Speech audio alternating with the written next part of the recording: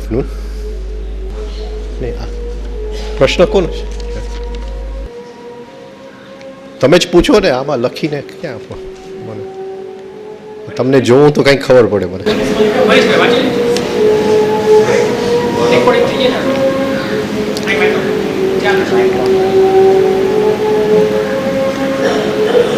અધીરા એટલે ઇમ્પેશન્સ, બરાબર છે?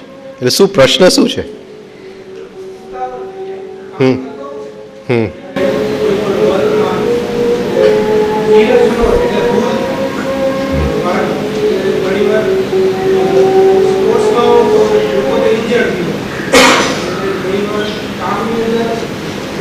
સ્પોર્ટ્સમાં શું રમે?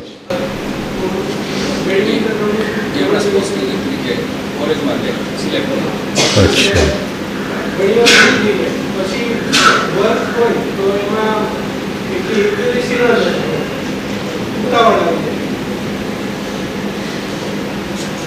રિફાઇનિંગ કરે છે? ક્યારથી? 1-2 વર્ષથી. તો એ ઉતાવળ આવે છે? રાઇટ નોસ્ટ્રિલ બ્લોકિંગ નથી કરતો? હા, રાઇટ નોસ્ટ્રિલ ઉતાવળ રાઇટ નોસ્ટ્રિલમાં છે, લેફ્ટ નોસ્ટ્રિલમાં ઉતાવળ નથી.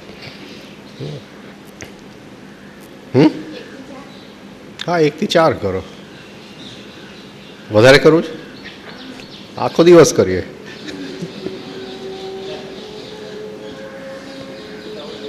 વિચાર તો કરો, કોઈક માણસ મરી જાય ને પછી આપણે એને લઈ જાય ને આમ નીકળતું હોય રૂહ. ભગવાન પણ કહેશે કે ભાઈ આને સ્વર્ગમાં નહીં આવવા દો. એક શું છે કે 2 વસ્તુ છે. એક તો નાડીઓ, અને નાડીઓ હાઈલી સ્ટ્રંગ હોય ને તો ઉતાવળ આવે. વધારે પડશે શું કે સિતારના તાર શું કે એને હાઈલી તણાયેલા હોય, હા, તો ઉતાવળ હોય. તો નાડીઓને રિલેક્સ કરવું પડે. પ્રાણ કંપે એ એક વસ્તુ.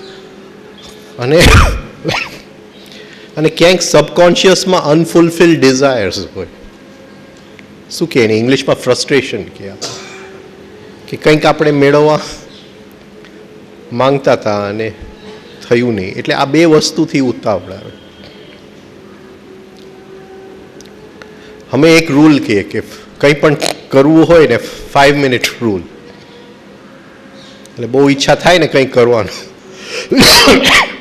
તરત જ અંદરથી બોલી જાઉં કે 5 મિનિટ પછી કરીશ. 5 મિનિટ રૂલ. પછી 5 મિનિટ પછી ઈચ્છા કમી જાય, શાંત થઈ જાય. આ શેર બજારનો બહુ પ્રખ્યાત રૂલ છે કે આમ બહુ મન થાય ને કંઈ કરવાનું કે 5 મિનિટ ચા પી આવો ને કે પછી આવે ત્યાં બધું ઉડી ગયું હોય. એકદમ ઉતાવળમાં કંઈક કરે પછી રડે, લગભગ રડતા જ હોય બધા. એટલે 5 minute rule. Go have a cup of tea. કંઈ પણ કરવું,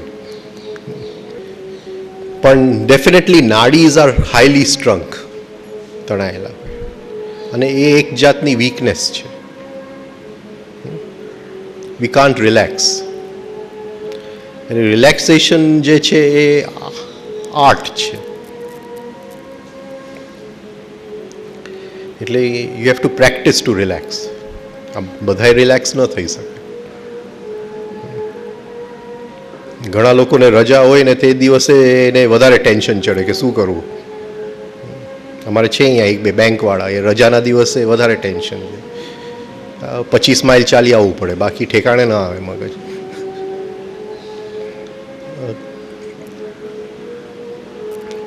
નાડીઓ ખેંચાયેલી. એક દવા છે અહીંયા ઇમ્પેશન્સ કરીને, 1 વર્ષ લઈ લેવું.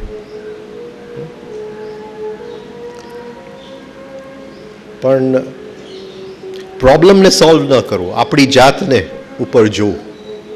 પ્રોબ્લેમ એની મેળે ખરી પડે. પ્રોબ્લેમ કે ભાઈ ઉતાવળ છે અને મારે ઉતાવળને કાઢવી છે, તો એ પર્સનાલિટી ડેવલપમેન્ટ જેવું થઈ જાય. જે છે એને મારે જોવું છે, એટલે ટર્ન ધ અટેન્શન ઇનસાઇડ.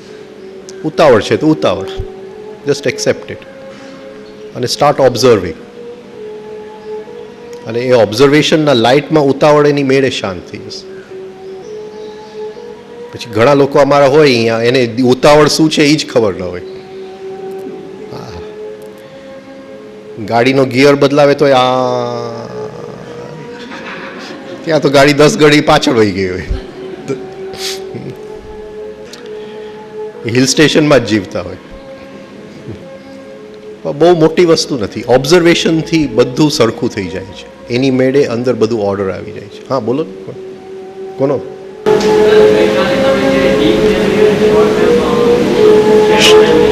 આપણે ગયું મેમરીમાંથી હવે.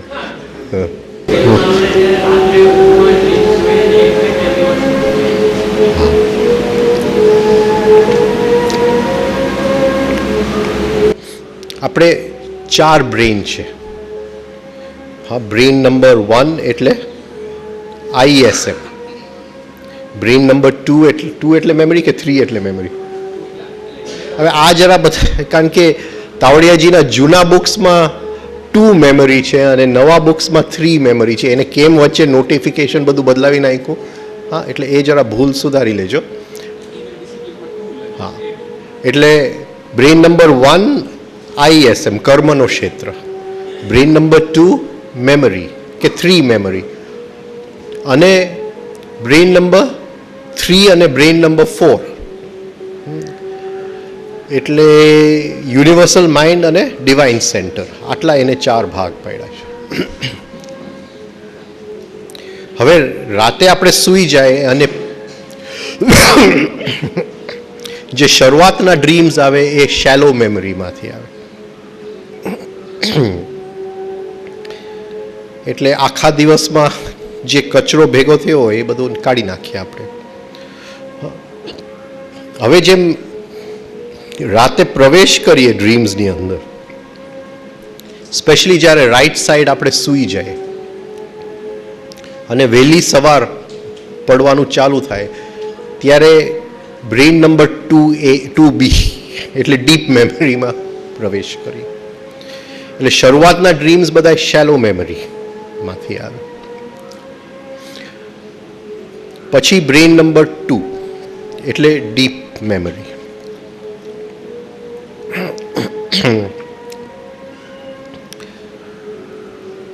હવે ડીપ મેમરીમાં ઘણા બધા લેવલ્સ છે અને શરૂઆતમાં જે મળવા આવે છે એ બધી જે નેગેટિવ મેમરીઝ હોય છે ને મળવા આવે છે. એટલે જુદા જુદા આપણને ભય લાગે, સાપનું રૂપ લઈ લે, કંઈક જુદો, કંઈક રાક્ષસનું રૂપ લઈ લે, કંઈક એવા રૂપ લઈ લે. હવે થોડી ગહેરાઈમાં પ્રવેશ કરીએ એટલે ડ્રીમ્સની ક્વોલિટી બદલાઈ જાય અને એનો લક્ષણ છે કે શાંત પાણીના ડ્રીમ્સ આવે, નોટ તોફાની નહીં, હા શાંત. તો હવે આપણે થોડી ગહેરાઈમાં પ્રવેશ કર્યો.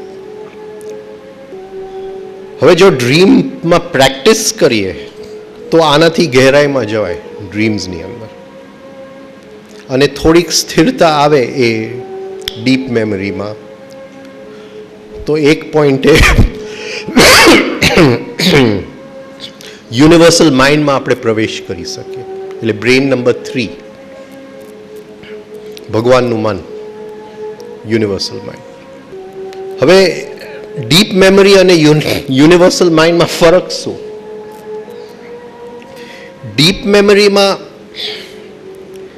ગમે તેટલું પણ ઘેરું હોય છે તો ભૂતકાળ. હા, આપણે એમ ગણી શકીએ કે ભાઈ ગઈકાલે જે ગુસ્સો કરેલો એ આવતીકાલે એ જ કરવાનો છું ને પરમ જ્યાં સુધી કંઈ બદલે નહીં. હા, એટલે ભૂતકાળ ને ભવિષ્યકાળમાં આમ કંઈ ફરક નથી.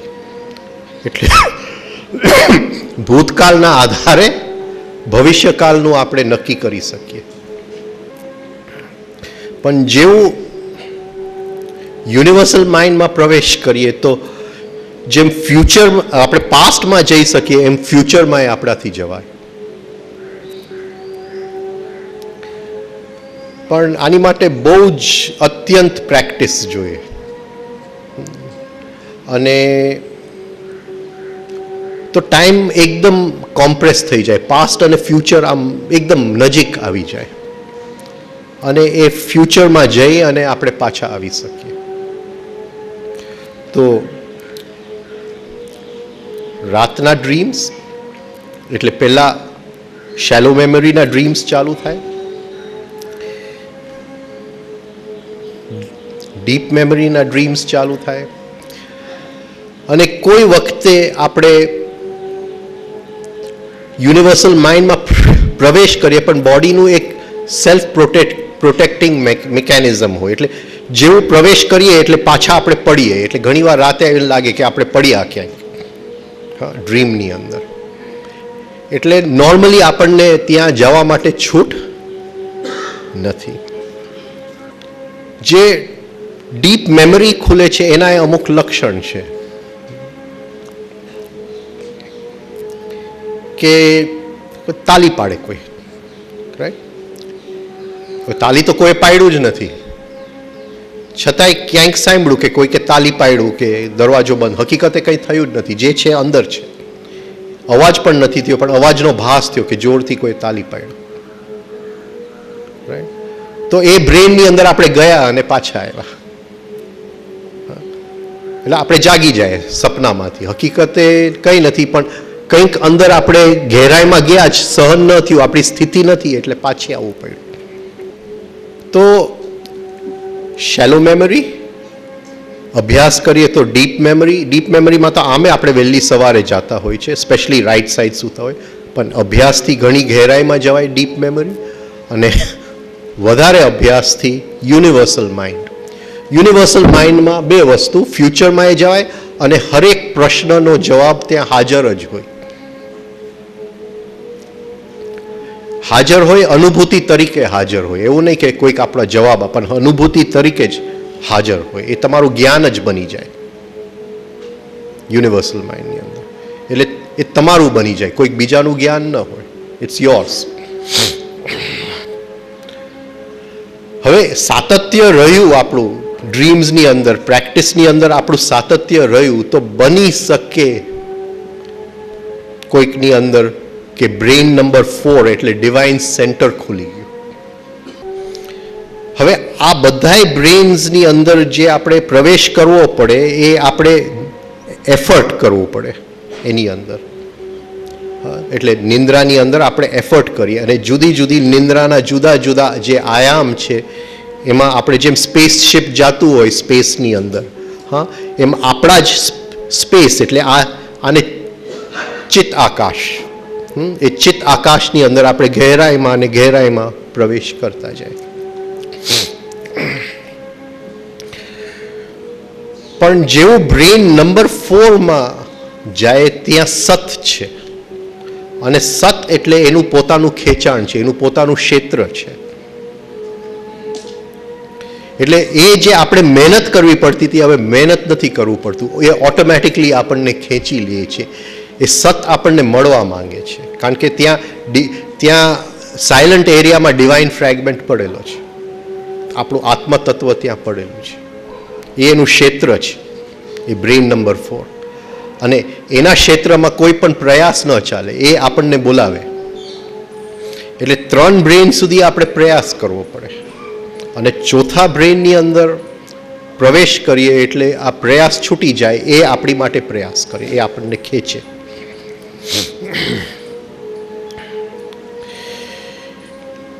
હરેક બ્રેઇનની અંદર જુદા જુદા ટાઈમ અને સ્પેસના નિયમ બદલાતા જાય. બ્રેઇન નંબર 2 છે તો મેમરી. તે મેમરી જે છે એ બધું મોલિક્યુલર છે. સબસ્ટન્સ જે છે મોલિક્યુલર સબસ્ટન્સ છે. પાણી મોલિક્યુલર છે, ઠોસ નથી. એટલે એની સ્પીડ, એની ગતિ આપણે ફાસ્ટ ફોરવર્ડ કરી શકીએ, સ્લો કરી શકીએ, એ એની સ્પીડ અને એની. પણ યુનિવર્સલ માઇન્ડની અંદર એ કહે છે કે 7 લેયર્સ ઓફ પ્રાણ. એટલે જે હાયર પ્રાણસ છે એ ઇલેક્ટ્રોનિક છે અને લોઅર પ્રાણસ છે એ ઇલેક્ટ્રોનિક મોલિક્યુલર બેવ છે. હવે મોલિક્યુલ અને ઇલેક્ટ્રોન એ બંનેમાં અંતર. ઓક્સિજન છે, હાઇડ્રોજન હાઇડ્રોજન છે. હાઇડ્રોજન અને ઓક્સિજન ભેગા થાય તો મોલિક્યુલ થાય, વોટર, પાણી.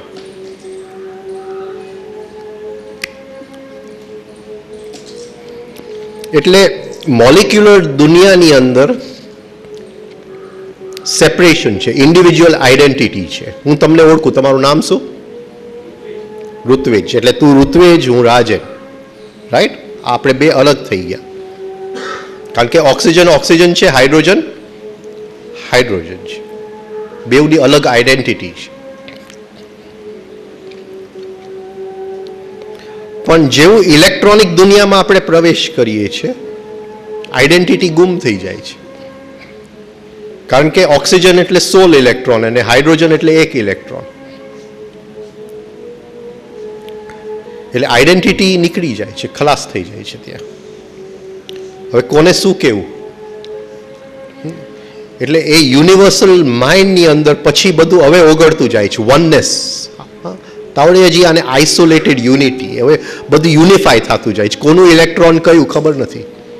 અત્યાર સુધી આપણે બે અલગ હતા, પણ હવે અલગ કરવું મુશ્કેલ છે. 16 ઇલેક્ટ્રોન ભેગા કરીએ અને એક અલગ કરીએ તો કંઈક લાગે કે આપણે અલગ છે, બાકી આપણે અલગ નથી.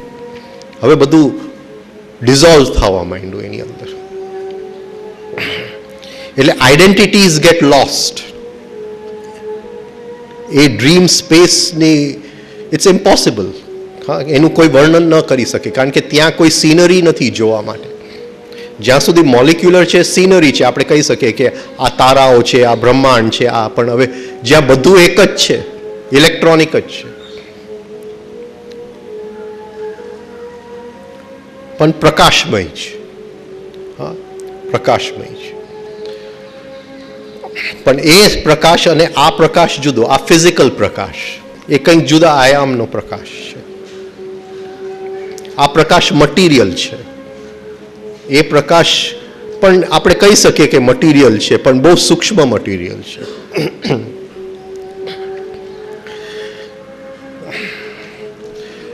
આ પ્રકાશથી આપણને વસ્તુ બહાર દેખાય, પણ ત્યાં બહાર ને અંદર જેવું કંઈ નથી. આ પ્રકાશથી ખાલી એ પ્રકાશથી ખાલી એક એનલાઇટનમેન્ટ આવે, બીજું કંઈ થઈ ન શકે. આ સમજાય છે? There is no out and in, કે હું કહી શકું કે અહીંયા મેં ટોર્ચ ફેંક્યું ને મેં આ જોયું.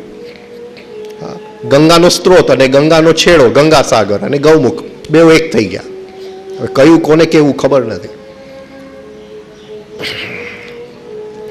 તો એ છે યુનિવર્સલ માઇન્ડ. હા, એમાં ધીમે ધીમે ઇલેક્ટ્રોનિક સબસ્ટન્સ અને ફાઇનલી બ્રેન નંબર 4 એટલે ડિવાઇન સેન્ટર. અને ડિવાઇન સેન્ટરની અંદર હવે કોઈ પણ આપણી ત્યાં એફર્ટ, કારણ કે ત્યાં કરતા ભાવ ચાલી જ નથી શકતો. કોઈ પણ આપણો એફર્ટ, હવે એ એફર્ટ કરશે અને એ એફર્ટ કરશે. એમાં ધીમે ધીમે ઇવન પ્રકાશ પણ અંધકારમાં સમાઈ જશે, કંઈ પણ નહીં બચે.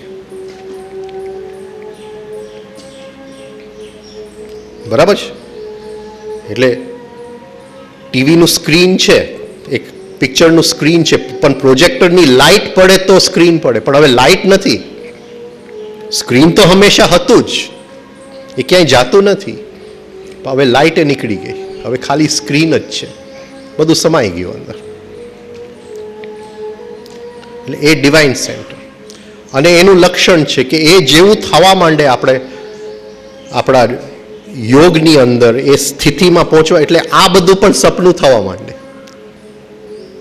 જ્યાં સુધી યુનિવર્સલ માઇન્ડ છે ત્યાં સુધી આ દુનિયા છે અને ડ્રીમની દુનિયા છે, બે અલગ છે. પણ ધીમે ધીમે એક પોઈન્ટ આવે કે આ દુનિયા કઈ અને ડ્રીમની દુનિયા કઈ. હવે બેવ, કારણ કે હવે એક જુદી જગ્યામાં પહોંચી ગયા આપણે. હા, તો સ્વપ્નનું પોતાનું જગ્યા છે, સ્વપ્નનું પોતાનું યોગ છે અને ખૂબ ઘેરું છે. અને એ જો આપણે પ્રેક્ટિસ કરીએ એમાં યાત્રા બહુ સરળતાથી અને બહુ સ્પીડમાં આપણે કરી શકીએ. રાઈટ?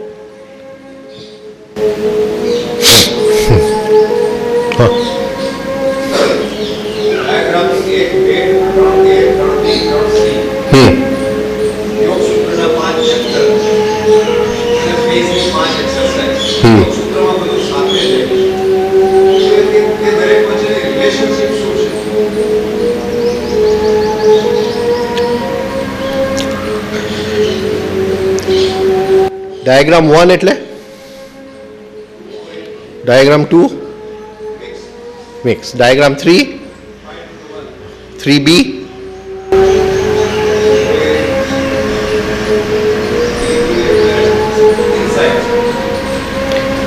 થ્રી એ એટલે ધારણા, આપણે આમ ગણીએ.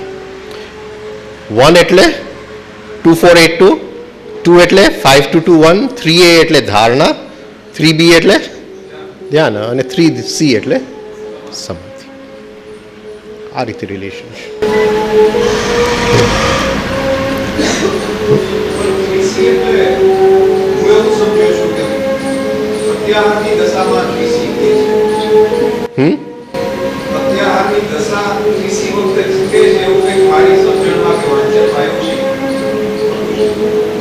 થ્રી સીમાં એ એક જ બધા ઇન્કમિંગ ઇમ્પલ્સ એટલે બંધ કરી દીધા અને એક સિંગલ ઇમ્પલ્સ છે એ ફેરવ્યા કરે છે.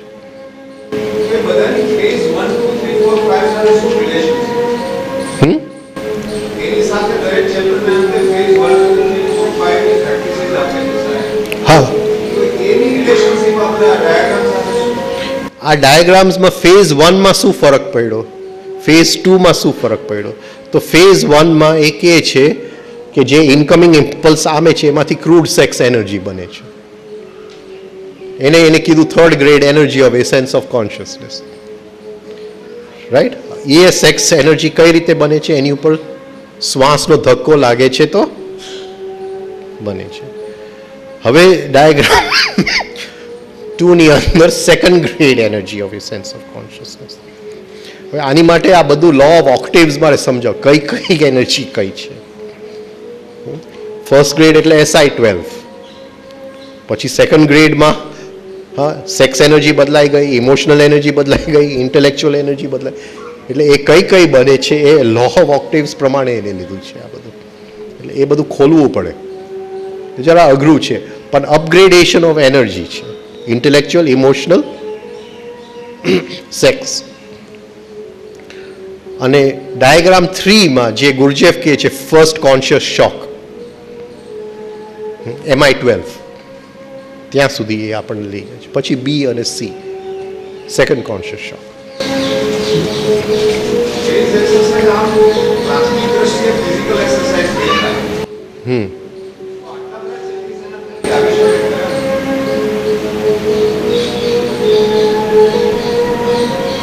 એટલે ખાલી મિકેનિકલ કરશો તો ચેન્જીસ નહીં આવે,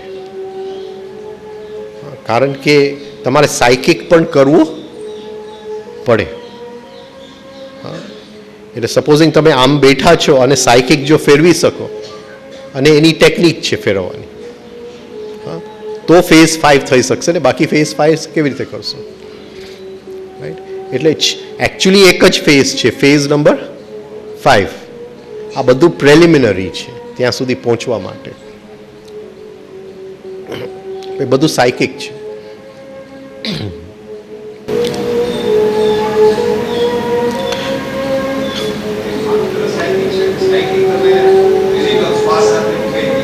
મિક્સ છે, એટલે ફિઝિકલથી ચાલુ કરીએ છીએ. હા, પણ તમે ઇવન ફેઝ 4 આટલા વર્ષો કરશો, ખાલી મૂલાધારને ફેરવવા જશો તો જે રે તમે ફેરવવાની કોશિશ કરશો એ એક સેકન્ડ માટે સ્થિર નહીં રહે. એટલી બધી ધારણા શક્તિની જરૂર પડે છે. આ સમજાય છે? તમારે એક આંઠડો બનાવવાનો છે, તમારો એક પણ આંઠડો સરખો નહીં બને.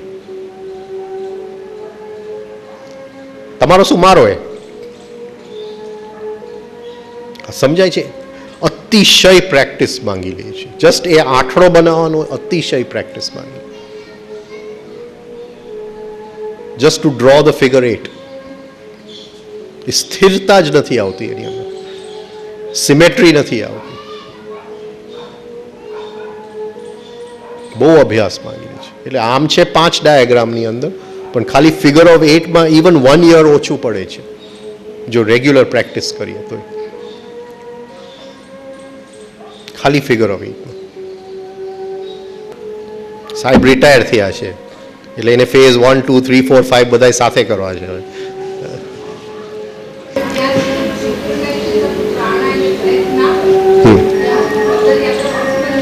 કઈ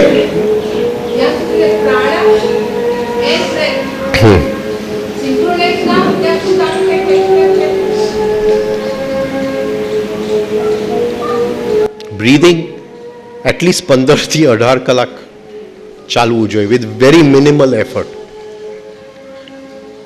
તો સિંક્રોનાઇઝેશન આવે. સિંક્રોનાઇઝેશન આવે એટલે રિધમની સંવેદના બીજી જગ્યાએ પહોંચે. રિધમની સંવેદના બીજી જગ્યાએ પહોંચે એટલે આપણા બધા ઇમોશન્સની અંદર રિધમ આવી જાય, બેલેન્સ આવી જાય. એટલે નેગેટિવ ઇમોશનનો તો સવાલ જ ઉત્પન્ન નથી થતો. હા, અને પછી આપણે સાયકિક કરીએ. પણ જો હજી સિંક્રોનાઇઝેશન ન થયું હોય તો પ્રાણ હજી એજિટેટેડ હોય. પ્રાણ હજી એજિટેટેડ હોય તો હજી ઇરિટેશન આવતું હોય, એંગર આવતું હોય તો હજી એજિટેશન પકડી લે છે પ્રાણ. તો હજી સરખું સિંક્રોનાઇઝ થયું નથી.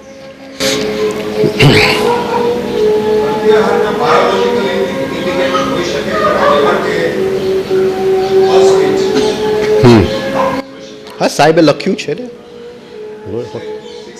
હા, લખ્યું છે. પણ if you are going through this, હા, કોઈ વ્યક્તિ આની ખબર જ નથી અને ડાયરેક્ટલી અહીંથી પ્રત્યાહાર સુધી પહોંચી ગયો છે તો આપણે કંઈ એમ ન કહી શકીએ કે એનું એક્ઝેક્ટલી 60 હોવું જોઈએ ને. ચલો, પ્રશ્ન સમી ગયા છે બધા એને.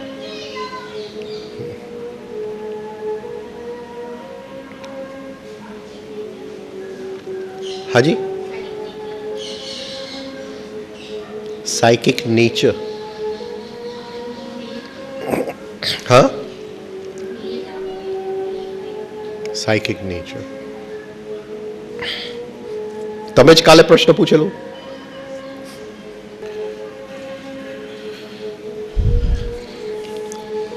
બે વસ્તુ છે, એક અવતરણ અને એક ઇન્વોલ્યુશન ને એવોલ્યુશન.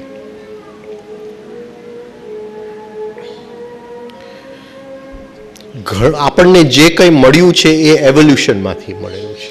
એટલે એક બોડીનો સેલ છે પણ એ જે મેટરથી બનેલું છે એ સેલ એ ઘણા બધા યોનિઓમાંથી પસાર થઈને અહીંયા આવ્યું છે આ મેટર.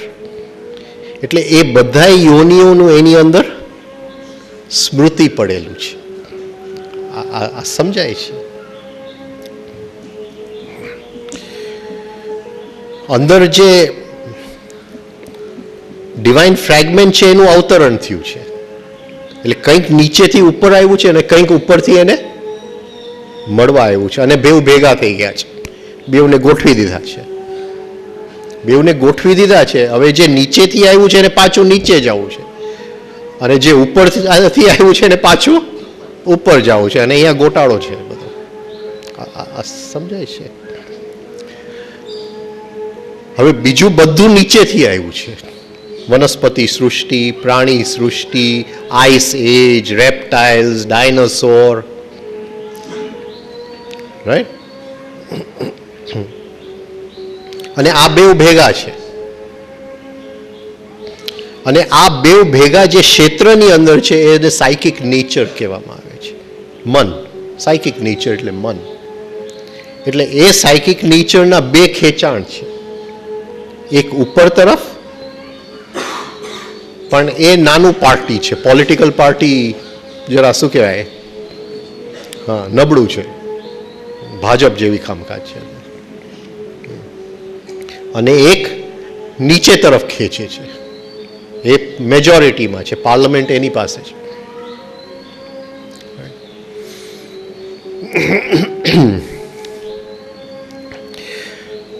હવે એ જે નીચે ખેંચે છે ત્યાં કોન્શિયસનેસની શક્યતા નથી, ત્યાં ટ્રાન્સફોર્મેશનની શક્યતા છે. અને જે કોન્શિયસ આવ્યું છે એ તો ઓલરેડી કોન્શિયસ જ છે. એમાં કોઈ ટ્રાન્સફોર્મેશનની જરૂર જ નથી. આ સમજાય છે. આ બેઉ ભેગા થયા છે પણ વચ્ચે આ સાયકિક નેચર છે. હવે જે એનિમલ્સ છે ત્યાં ઇગોઇઝમ છે, ઈગો નથી. એક વાંદરો છે એ બધા વાંદરાઓનો હેડ છે. હા, એક સિંહ છે તો એ એના પેકનો હેડ છે. તો ઇગોઇઝમ છે. પણ અહીંયા ડિવાઇન ફ્રેગમેન્ટ આવ્યું. અને એ ડિવાઇન ફ્રેગમેન્ટની સાથે સેલ્ફ આવ્યું. ત્યાં સેલ્ફ જેવું કંઈ નથી. આ સમજાય છે? એટલે એનિમલ્સની અંદર ઈગોઇઝમ છે, એ સેલ્ફને ખેંચે, એમાંથી ઈગોનો જ જન્મ થઈ જાય. એટલે એનિમલ, ઈગો, ડિવાઇન, આ સાયકિક નેચર. હવે જો આ સાયકિક નેચરમાંથી મુક્તિ મેળવવી હોય તો એ જેટલી પણ એનિમલ યાત્રા છે એ બધું ને આપણે ટ્રાન્સફોર્મ કરવું પડે. બધા સેલ્સને આપણે સરખા કર, કારણ કે એ આખા જે જગ્યાએ પડેલા છે એને લોઅર સાયકિક નેચર, અને એને સાફ કરવા પડે, રિફાઇન કરવા પડે. એ ક્રૂડ છે. એક સિંહ છે તો આમ એ ટેર્સ ઇટ્સ ફૂડ. તો આપણી અંદર પણ એક વસ્તુ wants to tear its food, અને એક જેનું અવતરણ થયું છે એને શાંતિથી ખાવું છે. આ બે વસ્તુ સાથે છે. આ લોઅર સાયકિક નેચર, આ ડિવાઇન. અને એ લોઅર સાયકિક નેચર બદલાશે નહીં ત્યાં સુધી આને ખેંચી જ જવાનું છે. એટલે આખી સાધના બીજું કંઈ નથી, એ લોઅર સાયકિક નેચરનું ટ્રાન્સફોર્મેશન છે. કારણ કે એ એક એક સેલ છે તો સૂક્ષ્મ એનર્જી છે, અને એ એનર્જીનું વલણ છે. આવી રીતે ઉત્તેજનાની અંદર એ વલણ બદલાવાનું છે, અને એ આને કરવું પડે.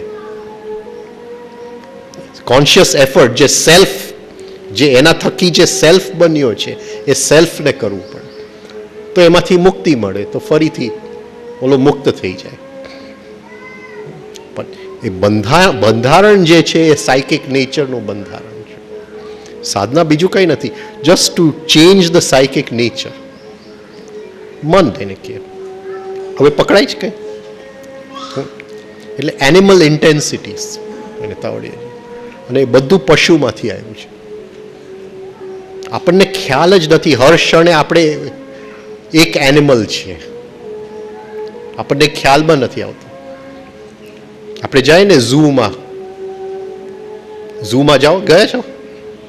હા, છે અમદાવાદમાં ઝૂ? એટલે તમારા ઘરની વાત નથી કરતો.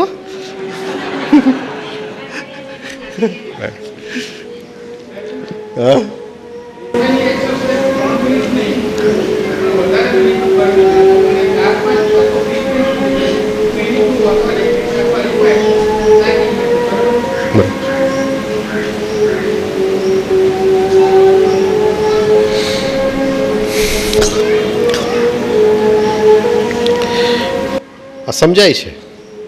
સેલ્ફ ઓબ્ઝર્વેશન એટલે visit to the zoo. Visit to the zoo. હા, ઝૂ. હા, પકડાય છે. અરે આ શેર લઈ લેજે, હા, હમણાં કંઈક વધી જશે એટલે અંદર લોમડી આવી ગઈ કે નહીં? હા, કોઈ કે આપણા વખાણ કર્યા તો અંદરનો હાથી ચમકી ગયો. હર ક્ષણે જ્યારે આપણે સેલ્ફ ઓબ્ઝર્વેશન કરીએ એટલે એક એક પ્રાણીના પાંજરાની બહાર આપણે વિઝિટ ટુ ધ ઝૂ, એનું નામ સેલ્ફ ઓબ્ઝર્વેશન. અંદર આપણા જ ઘરની અંદર આ સાયકિક નેચર, હર ક્ષણે એક પ્રાણી બહાર આવે છે, વ્યક્ત થાય છે, અને એ પ્રાણીના દર્શન કરવા, એને જોવું, એનું નામ સેલ્ફ ઓબ્ઝર્વેશન. અને જોતા જોતા એની એનિમલ ઇન્ટેન્સિટીઝ નીકળી જાય છે. આપણે નહીં ઓલો દેડકોને હાથ લગાડ્યો અને રૂપાળો રાજકુમાર થઈ ગયો અને રાજકુમારી સાથે પરણી ગયો, બસ આવી કંઈક વાત છે કે દેડકોને હાથ લગાડ્યો તો રૂપાળી રાજકુમારી થઈ ગઈ. બસ આ સેલ્ફ ઓબ્ઝર્વેશન. આટલું જ કરવાનું છે. Visit to the zoo.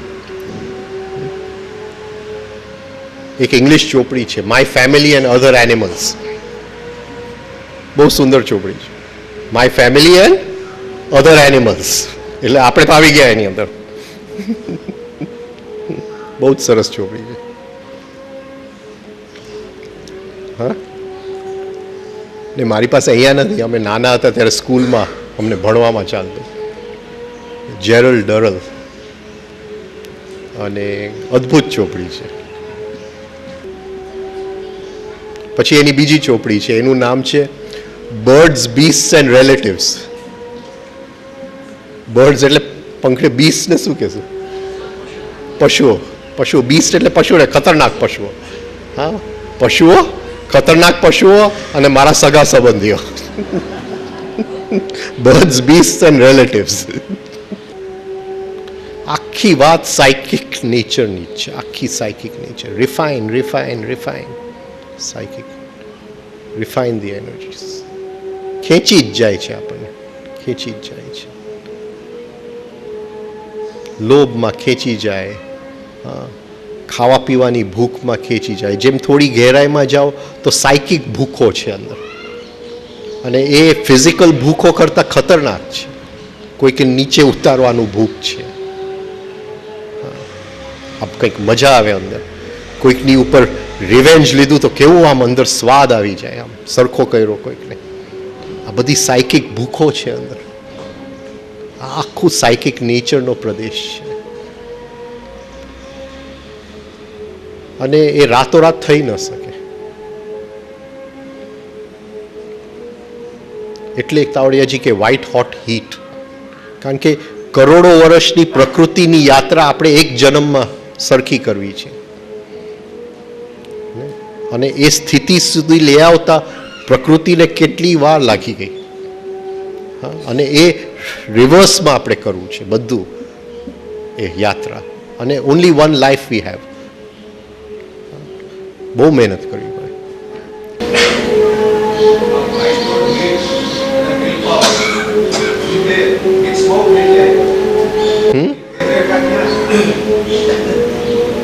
White hot heat એટલે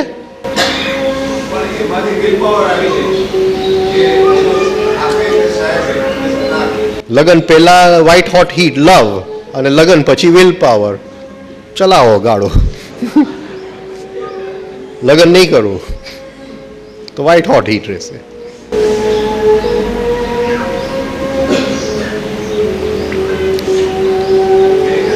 એક સિરિયલ છે,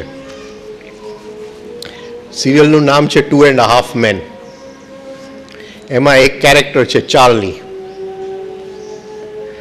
ચાર્લી હવે કોઈકના પ્રેમમાં પડી જાય છે. ચાર્લી પ્રેમમાં પડી જાય છે તો ઓલી કહે છે કે એમને એમ સેક્સ નહીં કરવા દો, આપણે આમ સેક્સ પરફેક્ટ થવું જોઈએ. એટલે આપણે જસ્ટ બહાર જાય, જમવા જાય, આમ કરીએ. એટલે બિચારો ચાર્લી આમથી આમ થાય. પછી ઓલીને પૂછે છે કે આપણે જ્યારે પણ સેક્સ કરીએ ત્યારે ઠીક છે, પણ એ વચગાળામાં હું ક્યાંક બહાર કરી આવું તો તમને કંઈ વાંધો છે? White hot heat.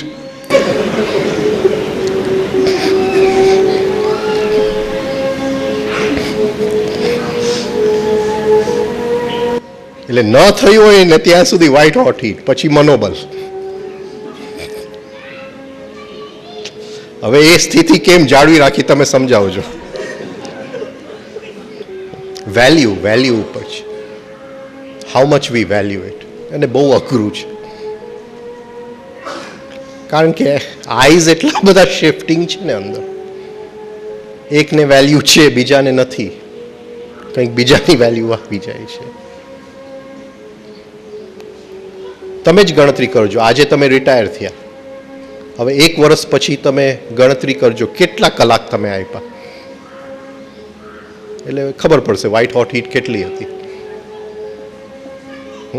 તમે રિટાયર થયા એની પહેલાં તો ઘણા સપના જોયા. રિટાયર પછી હું આખું purpose of birth and death વાંચી લઈશ, આ કરી લઈશ, તે કરી લઈશ, આમ કરી લઈશ. હવે 1 વર્ષ પછી કહેજો, હિસાબ રાખજો.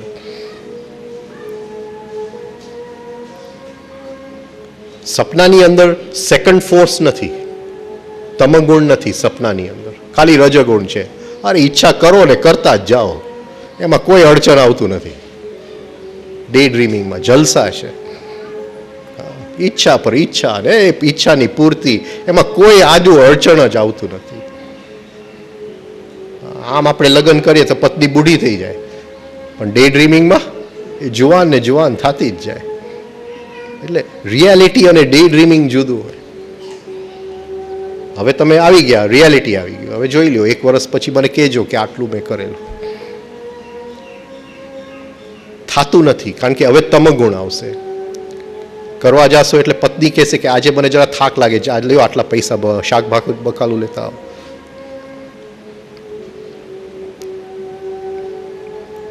રેઝિસ્ટન્સ આવશે.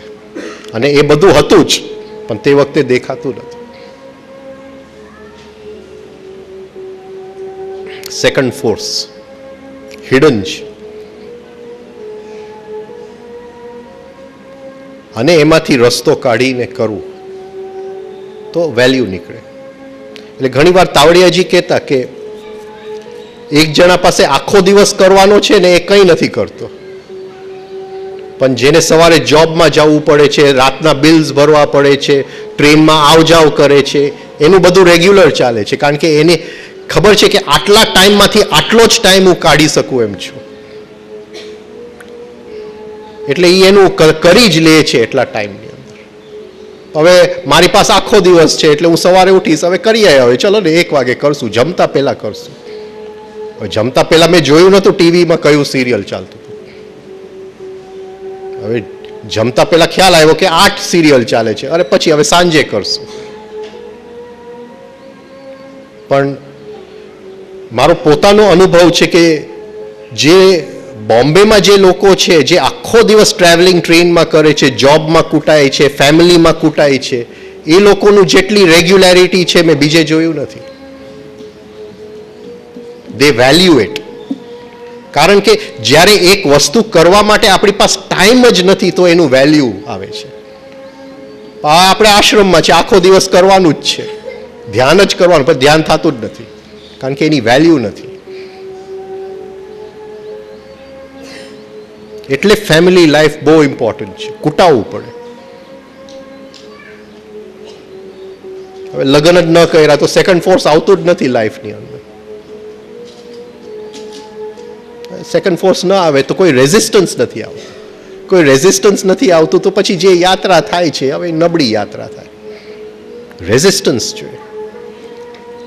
એક પછી એક અડચણો આવ્યા જ કરે, એક પછી એક અડચણો આવ્યા જ કરે, અને પછી વેલ્યુ જાગે આપણને. હવે જુઓ તમને અડચણો કેવા આવે છે, જલસા કરજો. બહુ ટાઈમ છે ને બધું કરવાનું, કંઈ નહીં થાય. આ નિયમ છે. હવે આ છે આ બોમ્બેમાં, એ સવારે મને એમ છે 7 વાગે ટ્રેનમાં જતો હશે, સૂઈ ગયો છે, 7 કે 8 વાગે નીકળતો હશે ઘરમાંથી જોબ પર જવા માટે, પણ એને ખબર છે કે એ નીકળે એની પહેલા બધું થઈ જ જવું જોઈએ. એ એમ ન કહી શકે કે હું 1 વાગે કરીશ ને 11 વાગે કરીશ ને 2 વાગે કરીશ, એ શક્ય જ નથી. આ જ ટાઈમ છે, કરવું હોય તો કર લે. આ સમજાય છે? તો વેલ્યુ આવે છે, વસ્તુ કરવાની વેલ્યુ આવે છે. સાધના વેલ્યુ વગર થતી જ નથી. સેકન્ડ ફોર્સ ન હોય ને, રેઝિસ્ટન્સ ન હોય ને, અડચણો ન હોય તો સાધના નથી થતી. આખો દિવસ ધ્યાનમાં બેસવાનું હોય તો કંઈ નથી થતું.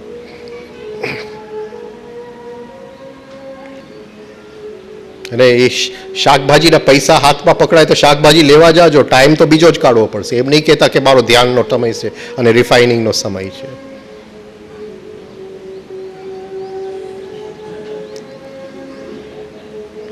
બાકી તમે તો હોશિયાર છો, બેસાડી દો કે ભાઈ આજ રીંગણાથી ચલાવી લ્યો, એમ નહીં ચાલે.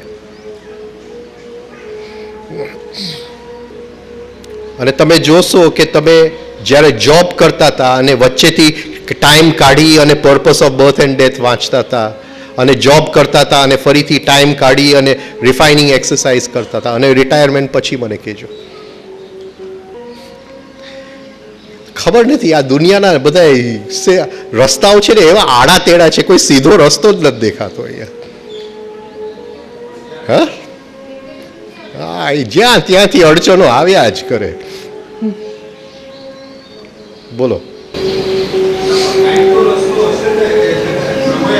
હા, મને 1 વર્ષ પછી 1 વર્ષ પછી તમે નવા રિટાયર થયા, હજી તો સપના બધા તાજા છે. સપના તાજા છે. બહુ સાતત્ય રાખવા માટે બહુ મહેનત કરવી પડે છે, બહુ જ મહેનત કરવી, અને કંઈ ભાગી નહીં જતા જંગલની અંદર. એમ નહીં, ઘરની અંદર રહીને. હાજી,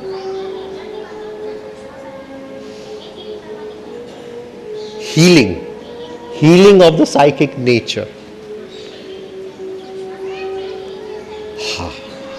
એની અંદર ઘાવ પડી જાય છે, ઘાવ પડી જાય છે. એ જે સબસ્ટન્સ છે, જે એનર્જીથી બનેલું છે, એ એવું છે કે એ કોઈ મેમરી સાચવી રાખે છે. આ સમજાય છે? રાઈટ? એટલે મેં હમણાં તમને કંઈક કીધું તો એ સાચવી રાખે છે, એ ઘાવ સાચવી રાખે છે, અને એનું હીલિંગ કરવું પડે. કારણ કે અહીંયા ગુમડું થયું હોય તો એનું મારે હીલિંગ કરવું પડે. એવું એ અંદરનું ગુમડું છે. આ સમજાય છે? એમાંથી રસી પડ્યા કરે છે, અને રસી પડ્યા કરે છે એ જીવનને બગાડી નાખે છે. જોયા છે ને, લોકોનું આખું જીવન, એક વસ્તુ ક્યાંક ખોટું થઈ ગયું હોય તો જીવન આખું ખલાસ થઈ જાય છે. સારા લોકો જે એકદમ હોશિયાર હોય, પણ એક એવો શોક લાગી જાય ને, પૂરું થઈ જાય. એટલે psychic nature, it holds on, memory is holding on. એનો સ્વભાવ છે ટુ હોલ્ડ ઓન. એ સ્વભાવ એનો બદલાવાનો છે. એ જે હોલ્ડિંગ ઓનનો સ્વભાવની બદલે ફ્લોઈંગ ઓનનો સ્વભાવ કરવાનો છે. ફ્લો, વહેતું થાય. પણ આપણું બધી વસ્તુ હોલ્ડ ઓન. પ્રોપર્ટી એટલે હોલ્ડ ઓન, મની એટલે હોલ્ડ ઓન, પત્ની એટલે હોલ્ડ ઓન, કપડાં એટલે હોલ્ડ ઓન, ખાવાનું એટલે હોલ્ડ ઓન. કોઈ કહેશે કે આવતીકાલે એટમ બોમ્બ પડવાનું છે, જલ્દી ભંડાર ભરી લ્યો, હોલ્ડ ઓન. આપણો આખો એક ટેન્ડન્સી છે ટુ હોલ્ડ ઓન. કંઈ ફ્લો થતું જ નથી, અને એ ફ્લો થવું જોઈએ. ત્યાં એનો સ્વભાવ બદલાવવો પડે. છે તો સ્મૃતિ જ, પણ સ્મૃતિ જ્યાં સુધી હોલ્ડિંગ ઓન છે ત્યાં સુધી ફ્લો નથી થતો, બ્લોકેજ થઈ જાય છે. તો આપણે કે બાયપાસ કરવો પડે. તો આ બાયપાસ છે. પણ બાયપાસ નથી કરવો, એનો સ્વભાવ બદલાવી નાખે તો એ ગાંઠ ઓગાળી નાખે છે, અને ફ્લોઈંગ થાય છે. ફ્લોઈંગ થાય ત્યાં હવે વહેતા પાણીની અંદર કોઈ કચરો રહેતો નથી, આગળ વધે. ફ્લોઈંગ. આપણું મેમરી છે એ ફ્લો નથી, આપણું મેમરી સ્ટેગ્નન્ટ છે. કોઈકે કહ્યું તો એ અંદર સળિયા જ કરે અંદર. કોઈક લઈ ગયું તો સળિયા જ કરે અંદર. કંઈક ભૂલ થઈ ગઈ તો સળિયા જ કરે અંદર. તો એ સાયકિક નેચરનો સડો થઈ ગયો છે. રાઈટ? એટલે એ સાયકિક નેચર ટ્રાન્સફોર્મ કરવાનું છે, અને એનું ટ્રાન્સફોર્મેશનની અંદર એની મેળે ઘણી વસ્તુઓ થઈ જાય છે. એની માટે આ બધી ટેકનિક્સ એને આપી છે કે સાયકિક નેચર કઈ સબસ્ટન્સથી બને, તો પ્રાણિક સબસ્ટન્સથી બનેલી છે. તો પ્રાણ અને શ્વાસનું કનેક્શન છે. તો ત્યાં એક લય પહોંચાડી દઈએ તો અડધું કામ આપણું થઈ ગયું. તો પ્રાણ અને શ્વાસમાં લય પહોંચાડી દો. સમજાય? મહેનત કરવી પડે. જે મહેનત કરવાની છે સાયકિક નેચર ઉપર મહેનત કરવાની છે.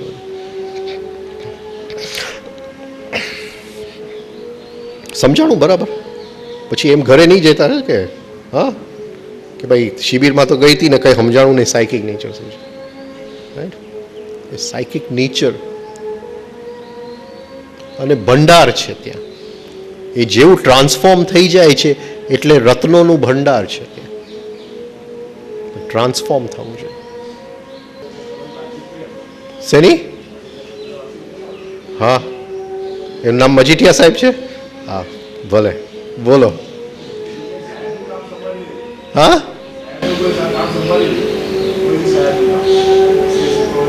જો હવે તમને રસ્તો શોધતા હતા ને, આવી ગયો રસ્તો.